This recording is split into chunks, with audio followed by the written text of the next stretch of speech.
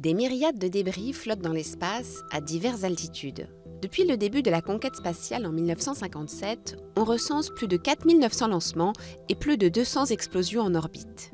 Morceaux de fusées, satellites en fin de vie, outils perdus par des astronautes, ces résidus, sous l'effet de dislocations et collisions en chaîne, n'ont cessé de se multiplier. Ils ont ainsi généré plus de 23 000 objets de plus de 10 cm, environ 500 000 entre 1 et 10 cm, et plus de 100 millions de moins d'un centimètre. Seuls ces micro-débris sont d'ordinaire détectés par des capteurs embarqués à bord des engins, car les dommages provoqués en cas de collision avec ceux-ci peuvent être importants en raison de leur vitesse orbitale très élevée de 10 km par seconde. Un débris d'1 millimètre possède en effet la même énergie cinétique qu'une boule de pétanque lancée à 100 km/h. Mais dans cet espace de plus en plus encombré, les gros débris, parfois de la taille d'un bus, sont les plus dangereux.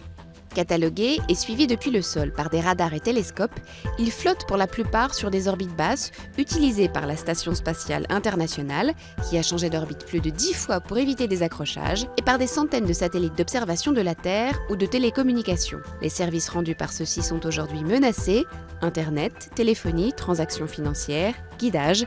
Des millions de dollars pourraient partir en fumée en cas de télescopage.